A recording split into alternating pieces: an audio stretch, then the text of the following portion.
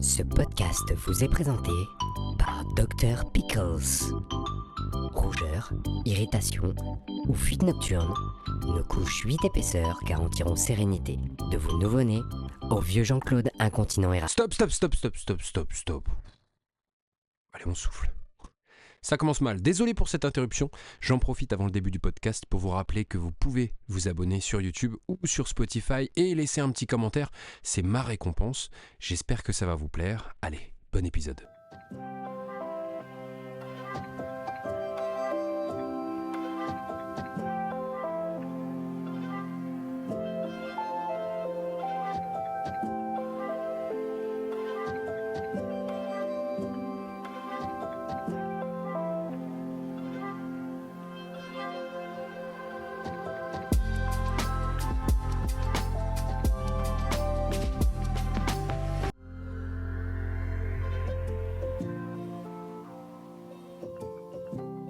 Quel plaisir de vous retrouver pour ce nouveau chapitre de notre fabuleuse aventure. Un petit garçon va venir agrandir l'équipe que je forme déjà avec ma femme aujourd'hui. Tellement de fierté, presque. Une si puissante émotion que j'avais envie de le crier. D'ailleurs, tout de suite, un court extrait de quand je l'ai fait dans la rue.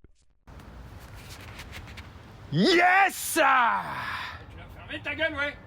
Ah pardon, monsieur Goubert. Non, c'est juste parce que je suis content, hein. C'est pour ça que je crie. Bah tu cries en silence. Ouais, d'accord, ça marche. Allez, je vous laisse me juger pendant 1 seconde 8. C'est fait ? On peut commencer. Vous l'avez entendu dans le précédent épisode, le doute plane. Bah oui, parce que pour quelqu'un de nature stressée comme moi, chaque jour qui passe, c'est à la fois une victoire dans cette fabuleuse étape, mais en même temps, ça nous rapproche inexorablement du jour J, le jour de l'accouchement. Et spoiler, c'est pas encore pour cet épisode, il est encore bien trop tôt. Alors pour se préparer au mieux, il faut anticiper les choses. Ce dont on va avoir besoin pour accueillir le petit gars. J'en reviens toujours pas, un petit garçon, je suis vraiment trop heureux. Tout faire pour que il ne manque de rien, matériellement, j'entends, dès son arrivée. Mais c'est loin d'être suffisant. Comment apprendre à devenir parent finalement ? Je vous l'ai dit précédemment, il n'y a pas de mode d'emploi. Ah si ? Ah ouais ? Mais non ! Eh ben j'étais pas au courant. Comment ? Une sage-femme ? Déjà, je sais pas pour vous, mais je trouve que le nom de sage-femme veut tout dire. D'ailleurs, vous savez d'où ça vient le nom de sage-femme ? Figurez-vous que de mon côté, j'ai fait quelques recherches très poussées pour le podcast sur le sujet. Bon, c'était à peu près 1 minute avec ChatGPT, mais le mot sage vient du latin saper. Saper, pas sa mère. Et ça veut dire celui qui sait. Vous rajoutez le mot femme derrière ça, et ça donne donc sage-femme, et ça signifie celle qui sait faire accoucher les femmes. Donc automatiquement, parfaitement compétente. Je sens que cet épisode va diviser, mais encore une fois, ce n'est que mon témoignage. Ce n'est ni un jugement, ni une généralisation, juste mon expérience personnelle. Donc personne ne se vexe, ok ? Vous l'avez compris, si je vous dis tout ça, c'est que ça s'est pas passé comme je voulais. Prise de rendez-vous avec la sage-femme, quand est-ce que vous êtes disponible ? Super, on nous demande notre avis. Écoutez, quand vous pouvez, juste on est un peu moins dispo en début d'après-midi. D'accord, parfait, 14h30. Tout commence. Pour le mieux. Déjà, on part pas sur des bonnes bases. L'a priori, il est presque accablant. Ensuite, on arrive au rendez-vous, ma femme et moi. Je ne me voyais pas la laisser y aller seule. Je voulais lui montrer que j'étais pleinement impliqué dans ces étapes qui s'enchaînent finalement. Et après quelques minutes d'attente, une dame nous ouvre, cheveux courts, petites lunettes. C'était pas sans me rappeler ma documentaliste du CDI au collège, mais bon, passons. Ça affirme un côté sérieux qui est pas là pour me déplaire. Attendez, c'est bon, on n'est pas là pour rigoler, C'est sérieux, c'est une sage-femme. C'est vrai, c'est nouveau pour nous et c'est important d'inspirer la confiance. On a tout à apprendre. Donc quand tu vois quelqu'un de sérieux en face de toi, tu te dis que le sujet est important, la personne est importante, ça garantit une discussion qui va l'être également. On s'assoit sur des magnifiques fauteuils, et une fois assis, j'ai la tête légèrement baissée, je regarde mes pieds, presque machinalement, en attendant qu'elle s'adresse à nous. Et elle était derrière son bureau, à pianoter sur son ordinateur. Et là, je dois vous jouer la scène, parce que pour que vous compreniez pleinement le malaise que j'ai ressenti.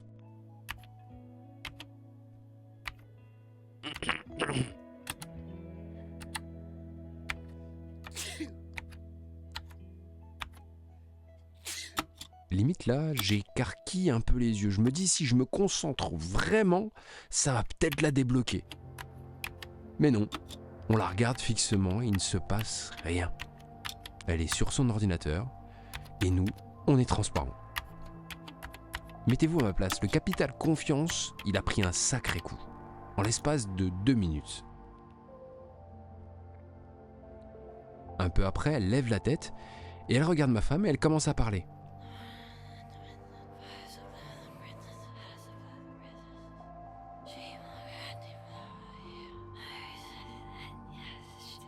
Mais elle parle pas, elle chuchote.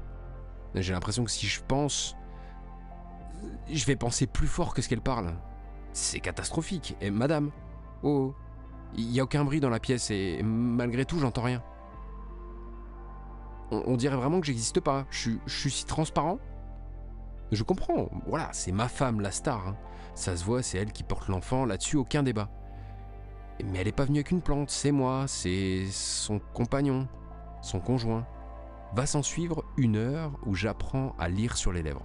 De la sage-femme, voyons, hein, je parle toujours du fait qu'elle ne parle pas fort, hein, et non pas d'autre chose à laquelle tu as pensé, petit dégoûtant. Et là, elle nous propose une activité. Je me dis super, ça va être interactif, je vais pouvoir participer.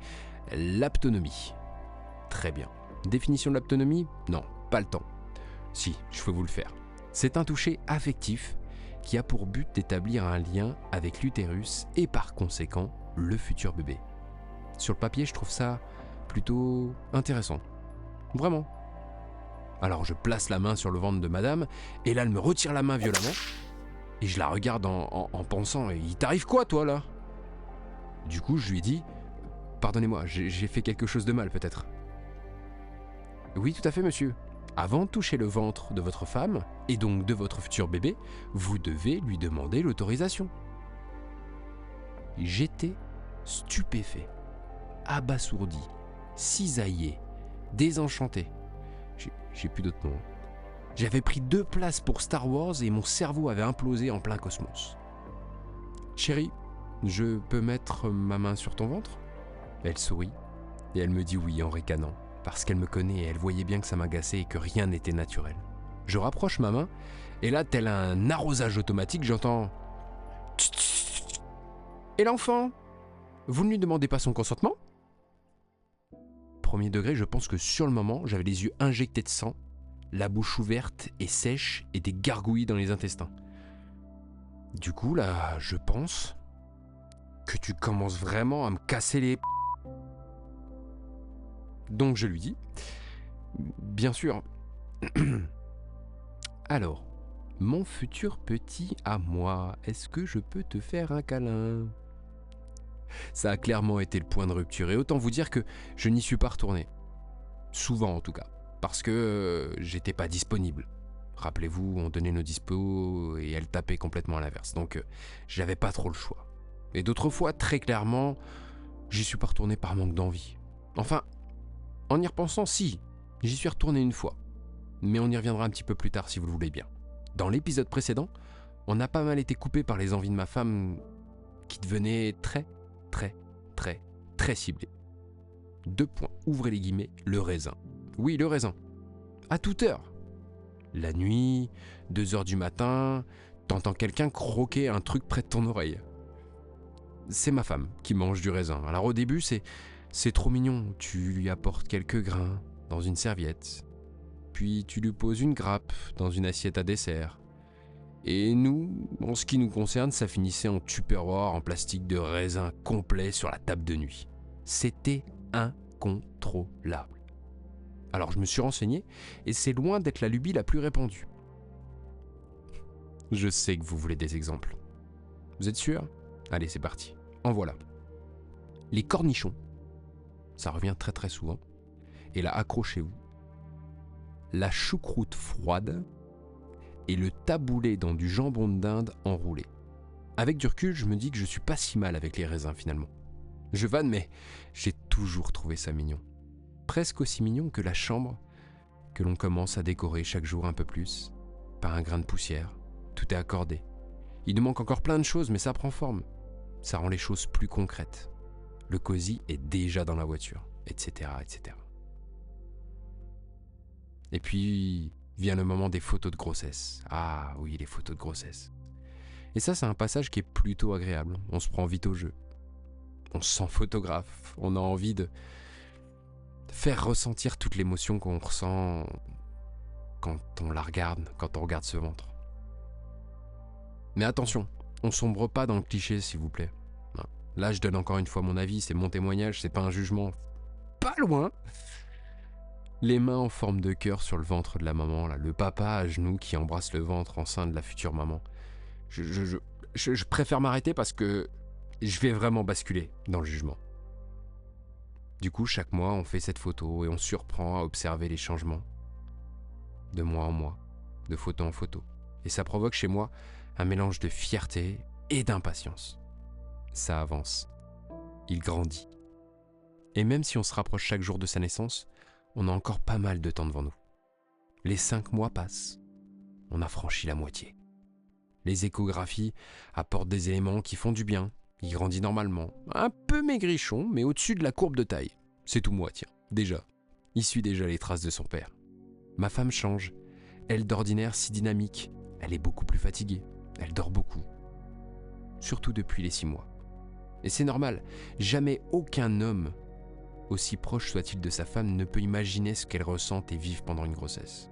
C'est un bouleversement. Personnellement, je m'en sentirais incapable, sérieux. J'ai vu Alien quand j'étais petit, je préfère même pas me projeter.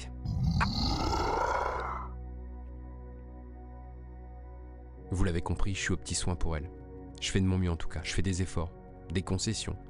Tout gravite autour d'elle et de notre mini-nous. Alors, comme par évidence, je fais le ménage, à manger, la vaisselle, le repassage, le bricolage, le jardinage. Est-ce que j'ai l'air de me plaindre ? Non. Je lui laisse même le choix du programme à la télé. Et ça, c'est peut-être l'une des plus grandes preuves d'amour selon moi.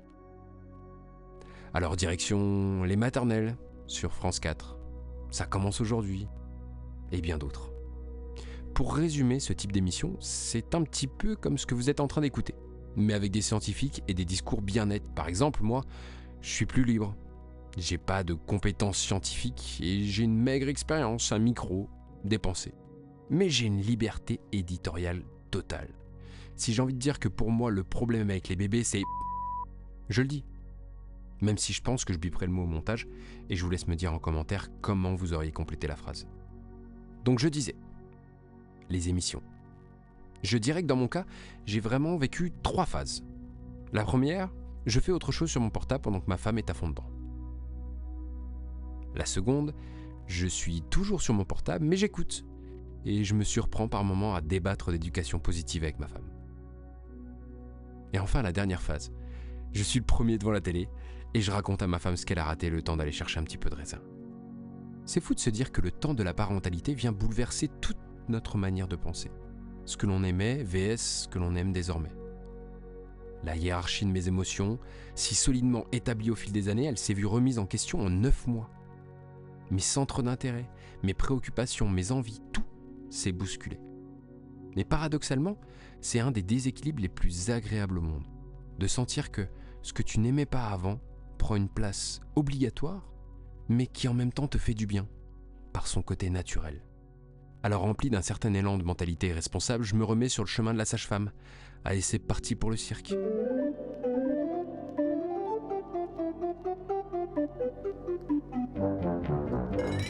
Blague à part, j'étais pas enchanté de revenir. Mais ça m'a paru comme une évidence, vu toutes les séances que j'avais ratées. Je voulais implicitement me racheter, même si je savais pertinemment que la sage-femme n'en avait rien à faire de ma présence ou non. Une fois passé les banales 3 minutes de blanc entre notre entrée dans la salle et ses premiers mots susurrés, ouf, pas d'autonomie. Juste un monito. Alors premier degré, quand elle a dit monito, j'ai cru qu'elle avait proposé un morito. J'ai rien dit, je serais passé pour un fou.